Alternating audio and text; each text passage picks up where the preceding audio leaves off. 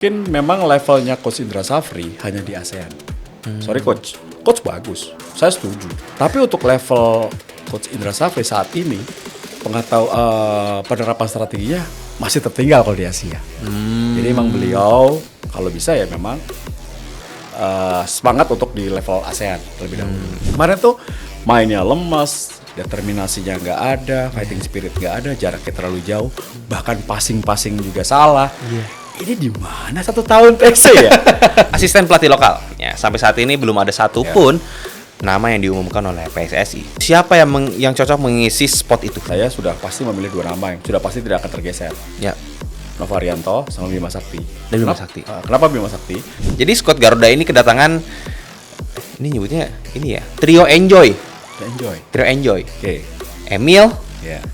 Dean James, Ya. sama Joy Pelupesi. Oke. Apakah sebenarnya langkah ini merupakan langkah tepat gitu ya, untuk terus menambah amunisi gitu? Jujur nggak? Ya jujur dong. Enggak kayaknya. Apakah sebenarnya ini tuh Erick Thohir lagi deg-degan? Dia takutnya nggak bisa bawa pulang 1 poin? Atau emang ini ambisi besar dia untuk bisa bawa poin penuh di Australia?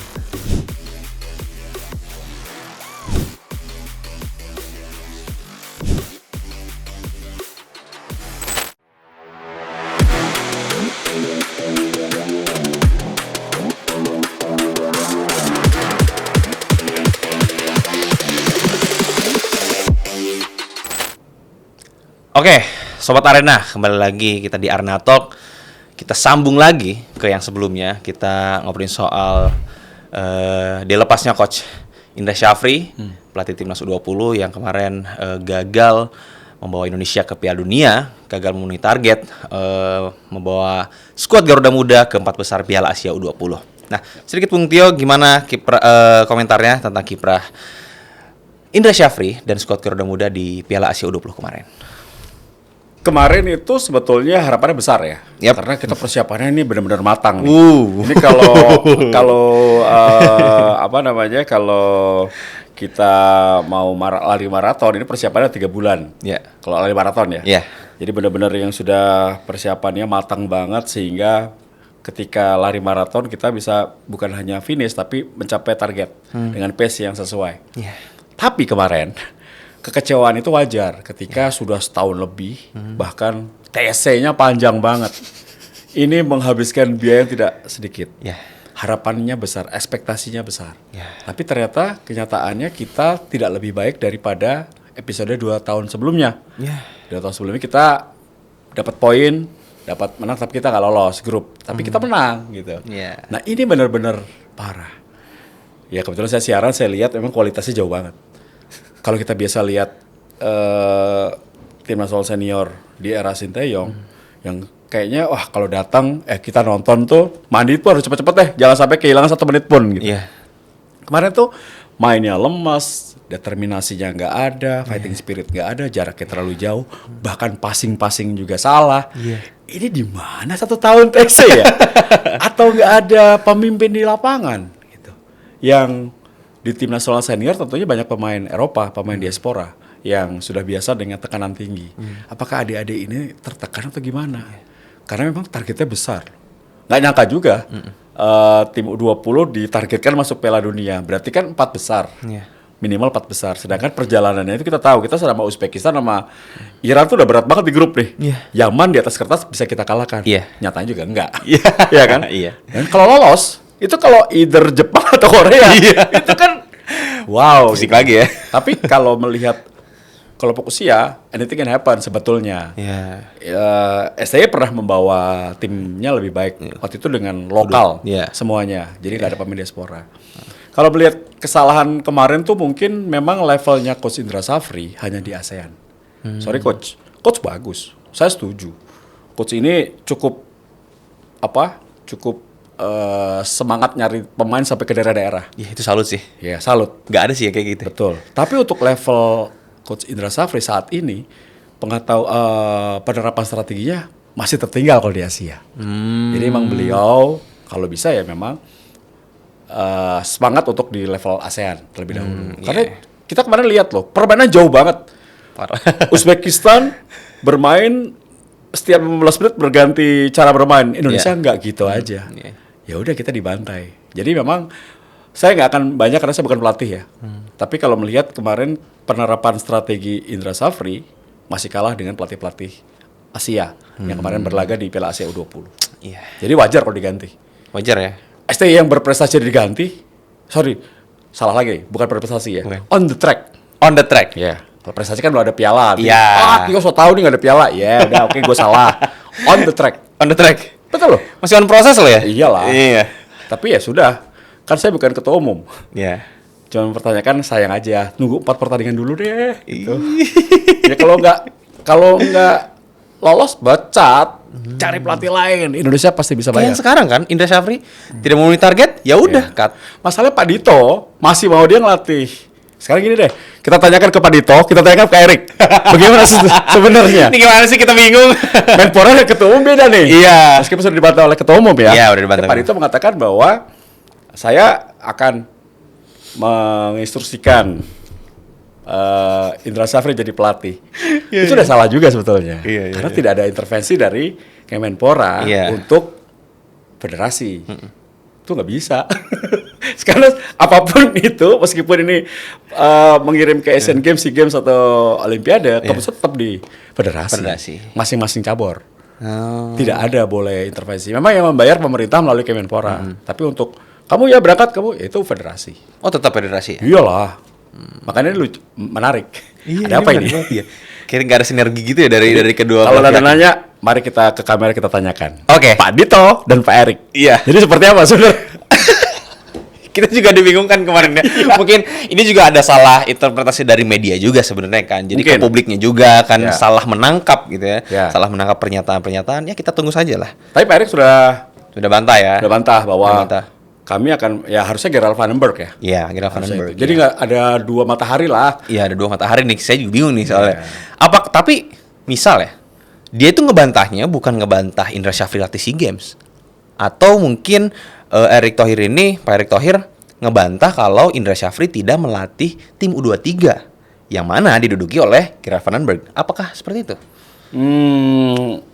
Saya lebih suka berbicara mengenai kepastian aja ya. Saya nggak suka abu-abu. Kalau misalnya kan dia pokoknya Indra Syafri nggak lagi. Karena kita sudah evaluasi, cukup lah sampai situ. Berarti tidak akan melatih untuk kelompok usia apapun. Ya kan? Sebetulnya gitu. Benar-benar. Oke, mungkin saya nih bisa ulang ya. Ini Pak Dito ya. Pak Erik menyampaikan, ini kita biar jelas ya. Pak Erik menyampaikan kemarin melaporkan ke saya juga bahwa sementara untuk timnas junior U20 akan dicoba diganti. Tapi beliau menyampaikan ke saya bahwa Coach Indra Syafri tetap akan ditugaskan untuk mempersiapkan SEA Games. Oh gitu? Itu. Kok ada inkonsisten pernyataan? Saya tidak tahu. Itu tanggal berapa kalau kemarin? Ini yang pertama. Oh, yang pertama. Ini yang pertama yang dibantah sama Pak Erik. Oh, habis itu dibantah sama beliau. Dibantah sama beliau. Berarti kita harus percaya sama yang pernyataan terakhir berarti. Bahwa Indra Syafri tidak. Iya, tidak. Jadi kita percaya sama yang itu. Ya, gitu. Pak Erick Thohir kan udah bilang juga kan. Gitu.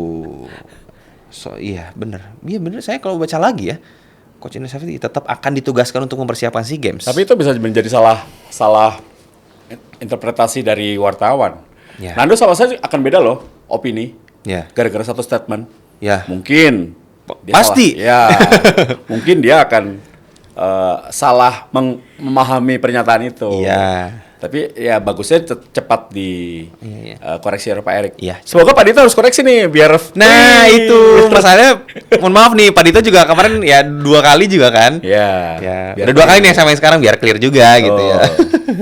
Tapi kalau tadi ya ngomongin soal kiprah U20 ya.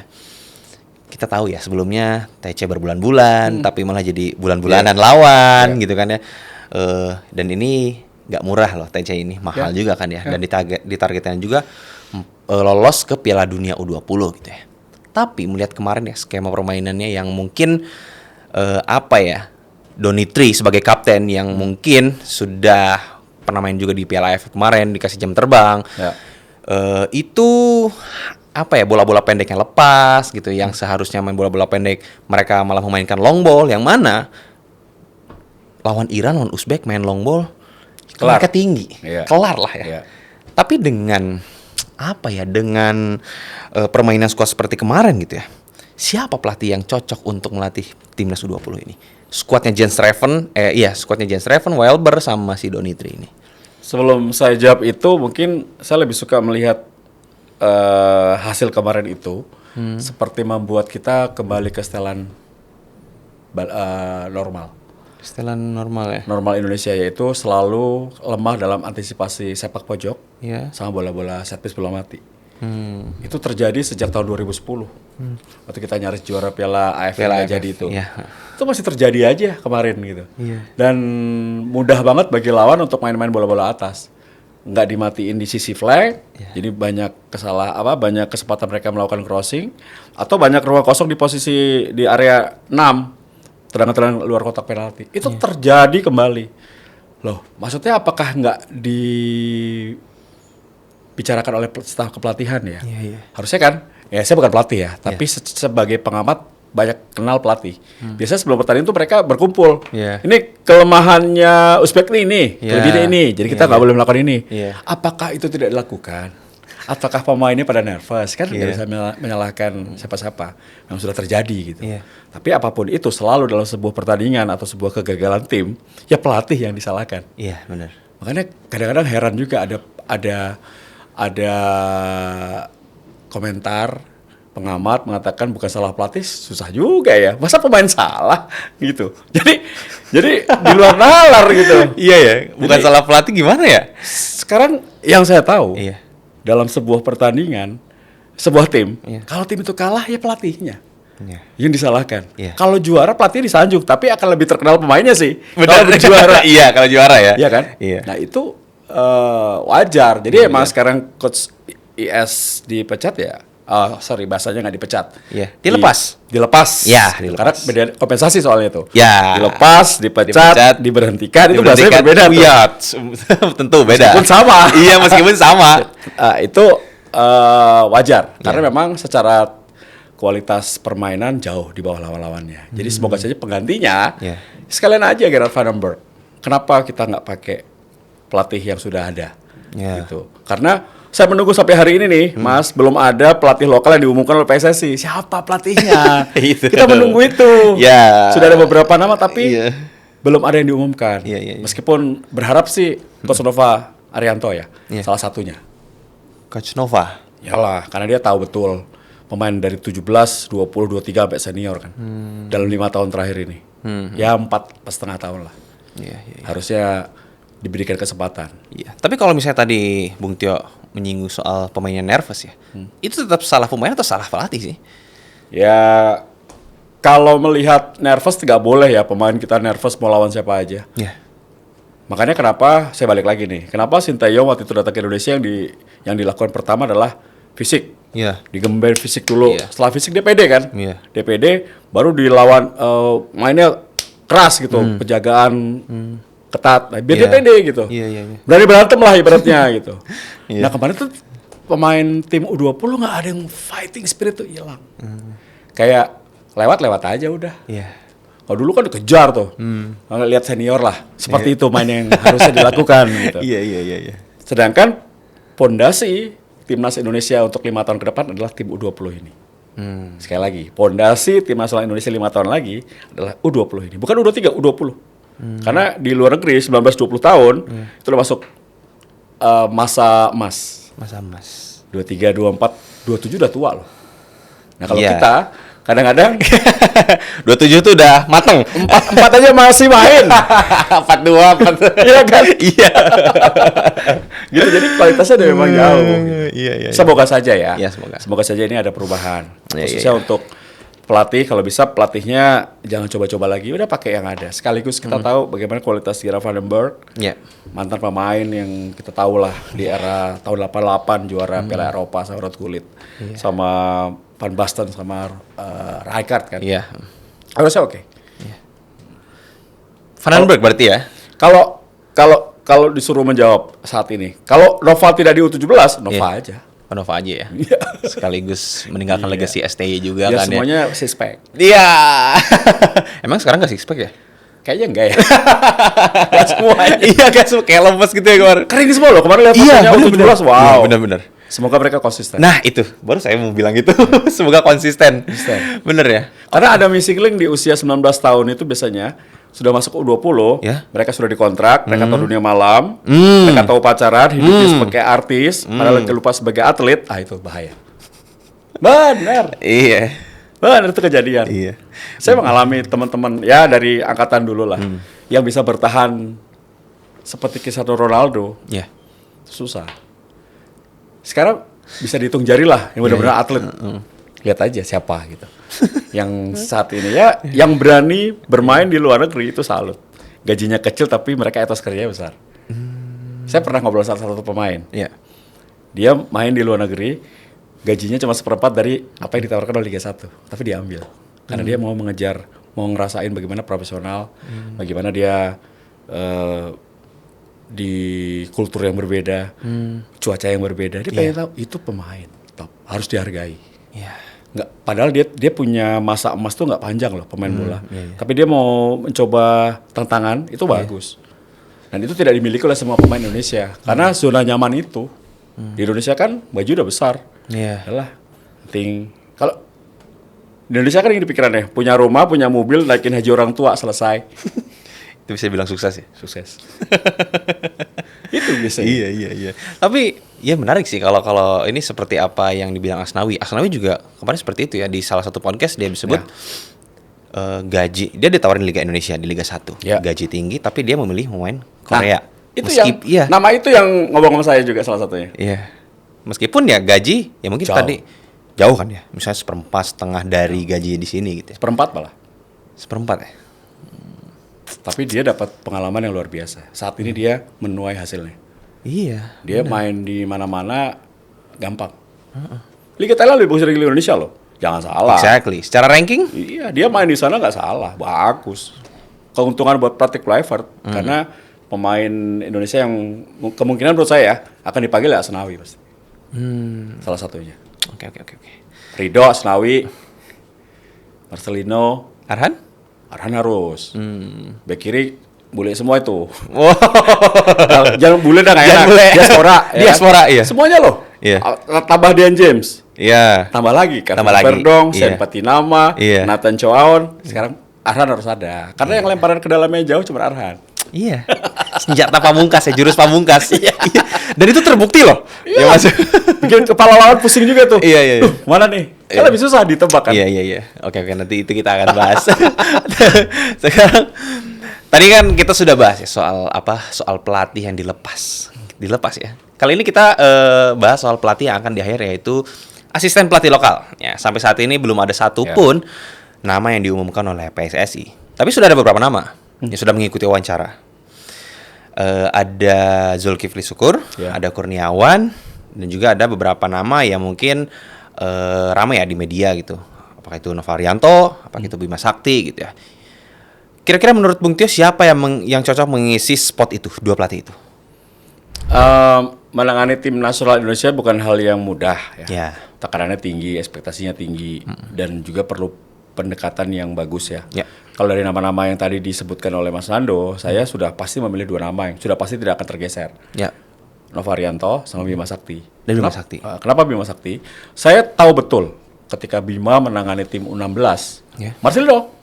Awalnya Marcelino. Ya. Itu saya tahu betul betapa dirinya membangun bukan hanya teknik bermain ya, tapi juga attitude. Waktunya sholat bareng, ke gereja bareng. Ya. Yang di luar itu juga jadi maksudnya gini, bukan hanya tugasnya bermain bola. Kehidupannya disiplin, jam tidur, makan harus udah dilatih oleh Bima Sakti sebagai seorang bapak. Mungkin secara teknis Bima masih kalah dibandingkan Jose Mourinho. Tapi pendekatannya belum tentu dia kalah dari Jose Mourinho menurut saya. Satu, kedua Novarianto. Kenapa? Novarianto ini betul-betul salah satu sosok yang menjadi saksi bagaimana Indonesia bisa bangkit dari 170 sekian peringkatnya sampai 127 sekarang. Itu dia salah satu. Jadi di beberapa kelompok usia Nova bagus. Termasuk saya tahu dulu bapaknya salah satu pelatih keras ya, Sartono Anwar. Iya. Dan Coach Nova ya seperti bapaknya itu. Etos kerjanya tinggi dan pantas sih kalau dua nama ini diberikan kesempatan. Tanpa mengecilkan nama Zulkifli Syukur, tanpa mengecilkan nama Kurniawan Dwi Julianto yang saya kenal baik sekali. Iya. Mungkin dua nama itu menurut saya cocok dengan alasan itu. Oke. Kenapa tidak Kurniawan Dwi Julianto yang mana kita ini di tim ada dua legend dari Indonesia dan juga legend dari Belanda gitu, yang sama-sama striker gitu. Iya. Dan kita kan masih membenahi striker nih. Striker kita masih tidak kurang haus gol nih. Kenapa tidak Kurniawan? Lagi-lagi dia mungkin Kurniawan pernah menangani tim di Liga Malaysia. Ya. Pernah menangani tim di Como ya. Ya. Sebagai asisten pelatih di Como. Ya. Tapi beda loh tim nasional. Tidak semua legend bisa bagus sebagai pelatih. Kembali tanpa mengurangi rasa respect saya pada Kurniawan, alasan saya itu dua. Menangani tim nasional itu perlu pendekatan yang berbeda. Iya. Dan perlu jam terbang. Sepertinya nama yang tadi Mas Lando katakan ya, kalau saya boleh memilih ya Bima Sakti sama Nova Arianto. Itu pilihan yang paling tepat saat ini. Oh iya. Belum ada yang lain. Iya. Ya mungkin kalau diberikan kesempatan lain, ini lebih aneh lagi nih. Aji Santoso. Iya. Coach Aji, mantan pemain itu pendekatannya kebapaan banget. Dia bisa dicoba, tapi secara pengetahuan sepak bola atau skill, pengetahuan kepelatihan, mungkin berbeda ya. Iya. Sudah tertinggal. Maaf ya Coach Aji, tapi kalau secara kebapaan dan pengalaman beliau sebagai pemain dan pelatih, oke, bisa jadi opsi lah. Kayak reshuffle ya, kebapaan ya. Coba salahnya, terkadang di Indonesia itu kalau kita tidak dalam satu circle, kita tidak dipilih, meskipun kita bagus. Ketika kita punya kompetensi, kita bagus, kita nggak dipilih, nggak diajak. Kalau nggak satu circle. Kalau nggak satu circle, itu Indonesia. Iya. Oke.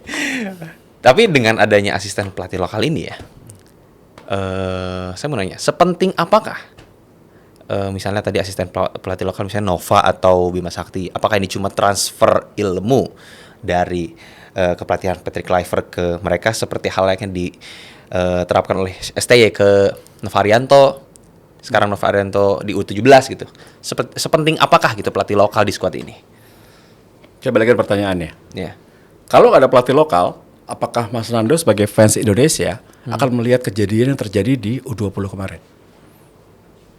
Ketika tekanan tinggi. Ya. Sekarang pelatihnya pelatih Kluivert nih. Ya. Dengan Belanda-Belanda. Ya. Nggak ada pemain lokal. Pemain kita bahasa Inggris belum lancar. Nervous juga lihat bule nih. Kalau nggak ada penyeimbangnya atau yang dia kenal, dia nggak keluar semuanya. Dia pemain bagus, tapi ketika dia nggak dikasih kesempatan, dia nggak bisa berkomunikasi, nggak pede. Psikologis penting banget.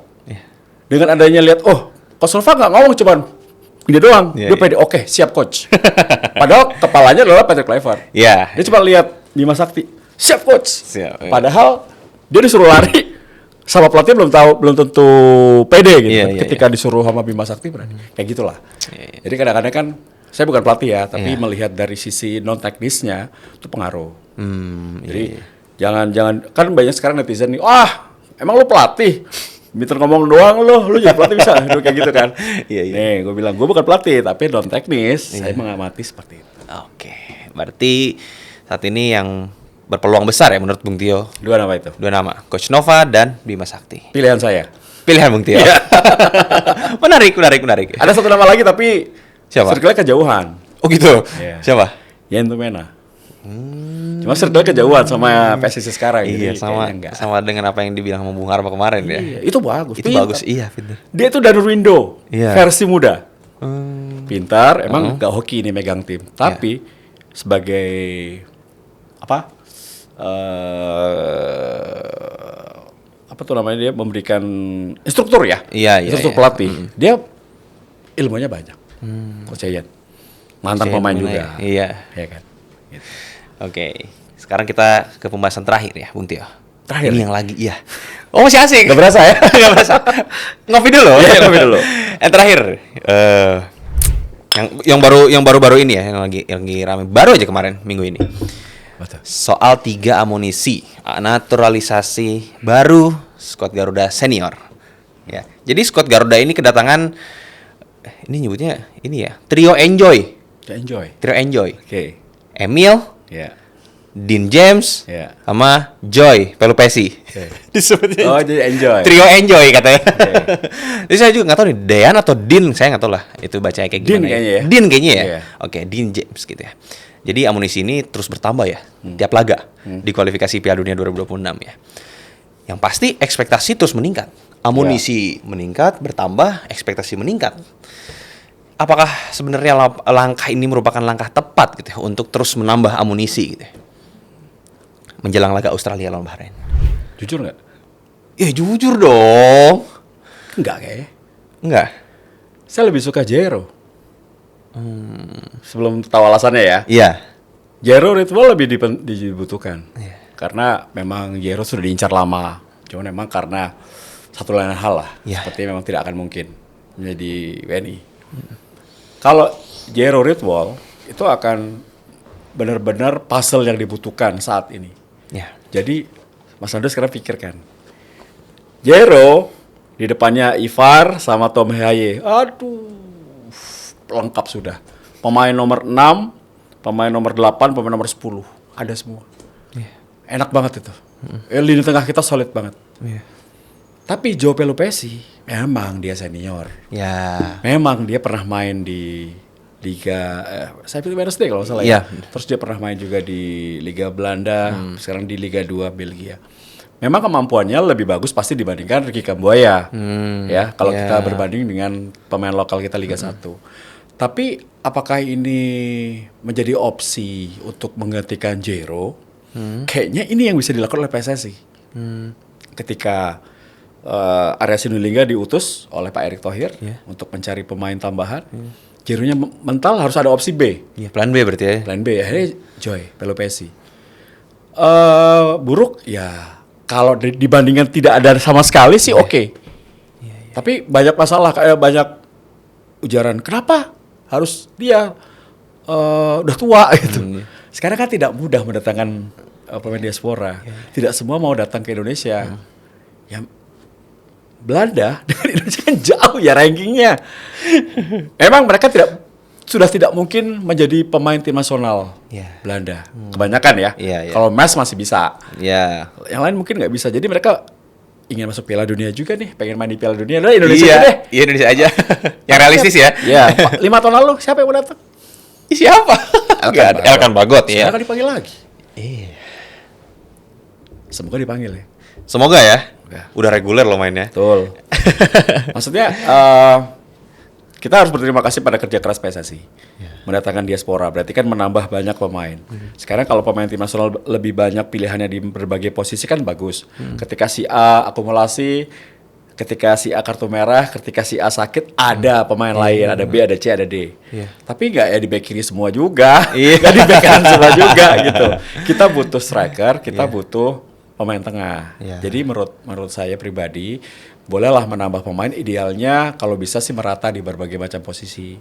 Kan memang pilihannya tidak mudah. Tapi itulah sebuah tantangan untuk maju. Nggak ada semua yang mudah kok. Kalau saya yakin dengan dipilihnya Patrick Kluivert itu salah satu cara bagi PSSI untuk merangkul pemain-pemain yang masih bimbang untuk bergabung. Iya bener ya. Salah satu daya tarik lah. Iya. Kalau Sintayong mungkin lu Asia, lu Korea gak ada hubungannya dengan Belanda kan, jadi mungkin akan susah. Jadi saya lihat positif seperti itulah. Yang penting tim nasionalnya lah, siapapun pelatihnya, siapapun ketua umumnya, kita dukung tim nasional. Harus. Oke. Harus. Jadi juga terlebih ya apa ya kedalaman squad ya tentu yang harus diperhatikan oleh Patrick Kluivert ya. Ini back kiri, Dan James nih, ini dia mainnya cukup sama posisinya dengan Calvin Verdong. Tapi katanya hadirnya Dan James ini bisa menjadi opsi pengganti Ragnar di kiri. Jadi dia bisa dimajuin nih. Antara dia berarti di left winger ya. Betul. Jadi ada opsi oke, saya bisa terima. Joe Pelupesi mengisi posisi tengah. Kalau Ivar doang kayaknya sulit. Kadang-kadang Justin maju ke depan kan. Mungkin dengan posisi asli DM dia posisi tepat. Oke. Bisa saya terima. Nah, terus yang berikutnya adalah siapa? Satu lagi selain Joe. Emil. Nah, Emil ini menarik gitu. Iya. Dulu dia menolak. Waduh. Dia menolak. Meskipun bukan dia menolak bapaknya. ya. Bapaknya. Tetap aja kan ibarat itu manajernya gitu. Iya. Menolak. Nah, sekarang hadir heboh gitu. Ya kalau menurut saya, sorry Emil, lo harus bersaing dulu dengan Martin Paes. Martin Paes paling pas. Jadi pemain nomor 1 Indonesia atau jaga gawang. Jadi harus bersaing positif. Tapi bagusnya adalah ada 2 penjaga gawang bagus. Tapi ini juga Nadeo dan Hernando Ari jangan kalah. Ya. Karena ini 2 aset kita gitu. Jangan sampai 2 nama ini juga hilang. Harus ada pembagian ya. Bagian yang bagus dari PSSI. Mungkin di SEA Games bisa diturunkan. Biar bisa dapat jam terbang kan. Kompetitif lebih penting. Jadi tanpa mengurangi rasa hormat saya pada PSSI, kalau bisa posisi left winger, right winger, striker juga ditambah lah, jangan belakang terus. Terutama juga ya. Tom Haye itu belum ada pelapis ya. Dia ya Marcelino lah ya. Tapi sebagai pemain nomor 10 di belakang striker itu harus ada selain Tom Haye. Karena Tom Haye kan 60 menit udah capek dia. Iya. Sekarang juga dimainin ya menit 70 ya kan. Dan timnya juga gak kompetitif. Oh satu lagi. Ekspektasi kita harus dijaga ya. Karena pemain yang hadir itu bukan grade A di Eropa. Ini juga penonton, pemirsa pencinta sepak bola, kita harus pelan-pelan. Ekspektasi jangan langsung, Piala Dunia, pelan-pelan. Pelan-pelan, jangan kecewa terus kita sakit hati sendiri. Karena grade pemain yang datang itu bukan grade A semua. Ya kalau grade A 4 nama saya bisa sebut. Bang Jay. Terus Kevin Dix. Calvin Verdong, sama Mes Hilgers. Itu grade A. Itu udah grade A. Terbukti lah ya. Terbukti. Mereka main reguler, mereka tampil bagus, tapi yang di depannya kan semuanya cadangan. Di timnya masing-masing. Nggak dapat menit bermain. Bahkan andalan kita Marcelino juga jarang main. Oleh juga jarang main. Oleh juga kan. Rizky Ridho yang main terus. Semoga dapat tempat tuh, kasihan tuh Ridho tuh. Iya, maksudnya ayo Ridho, bisa. Ayo. Kalau saya pribadi, Ridho harus main. Harus main ya. Kebanggaan Indonesia. Dia harus main di luar negeri sih. Harus ya. Minimal levelnya udah di atas Liga 1.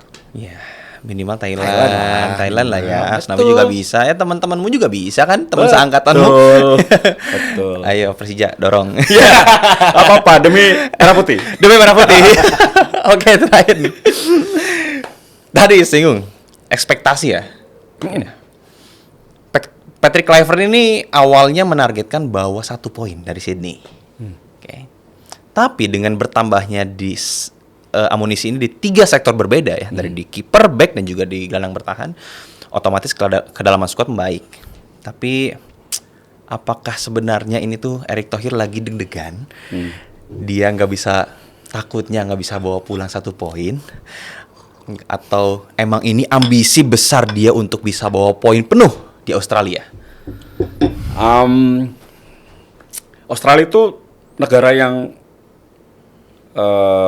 langganan Piala Dunia. Bahkan dia berani keluar dari zona Oseania.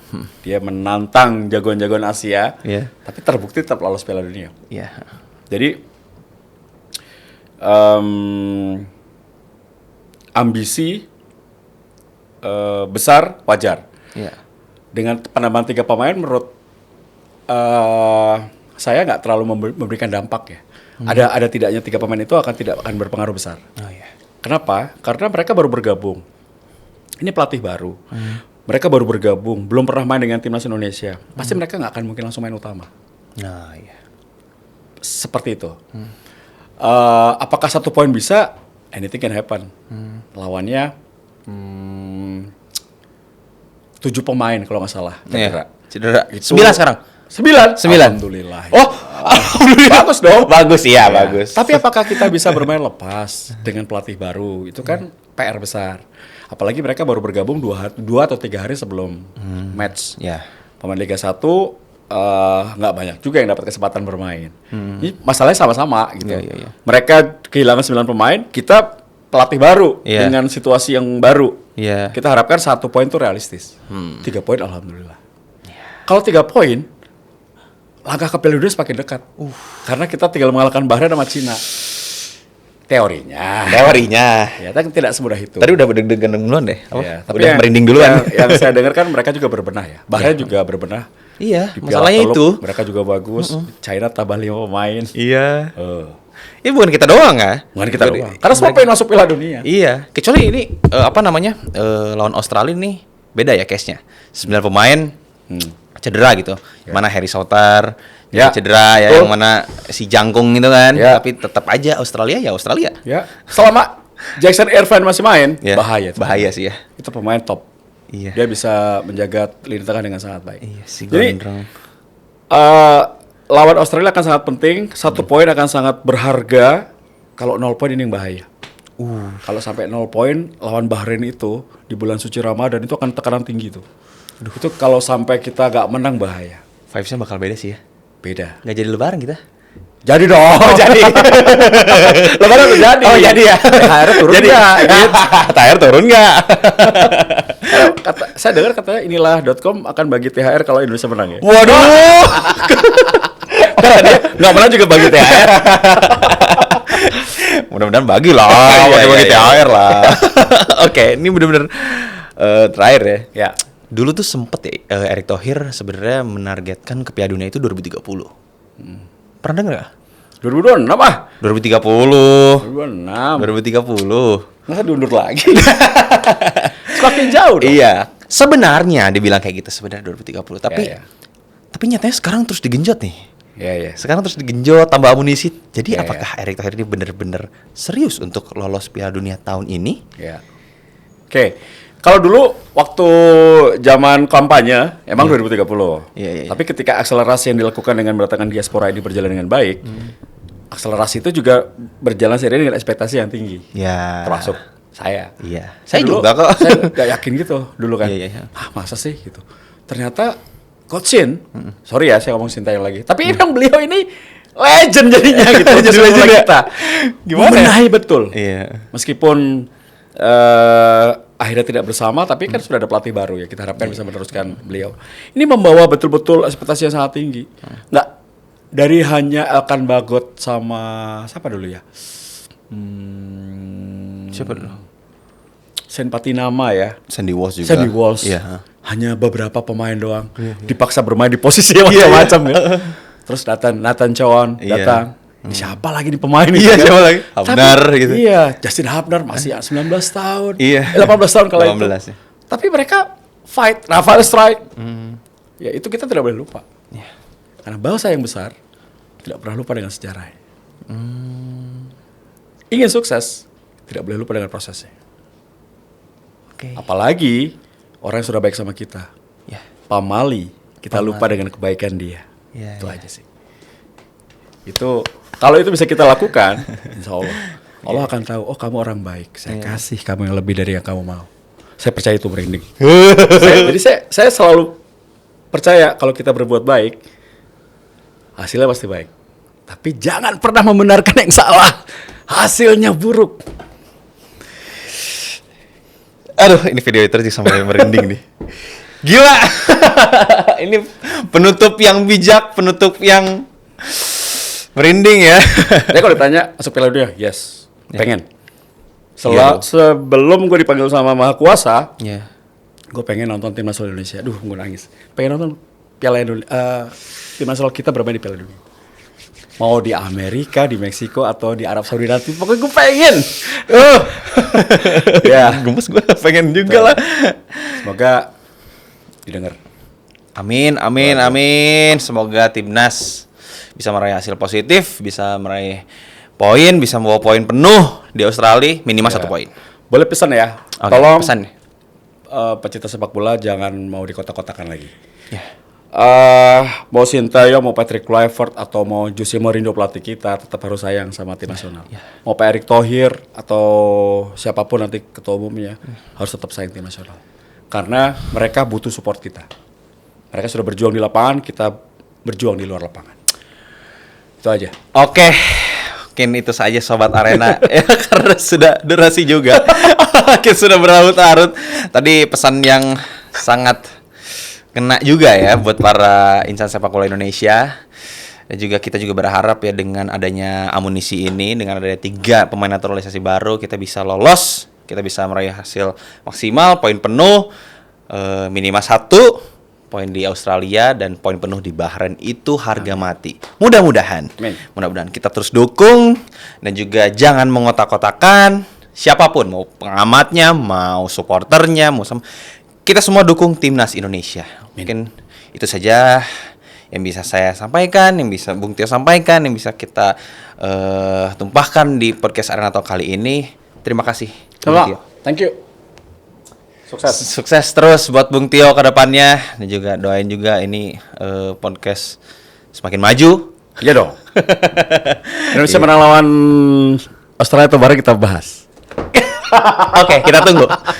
Oke, mungkin itu aja Sobat Arena. Siapa lagi nih yang mau kalian datangkan selain Bung Tio lagi ya nanti ya. Tulis di kolom komentar. Oke, mungkin itu saja. Jangan lupa like, komen, dan juga share. Dan juga subscribe juga. Sampai ketemu di episode berikutnya. Bye-bye.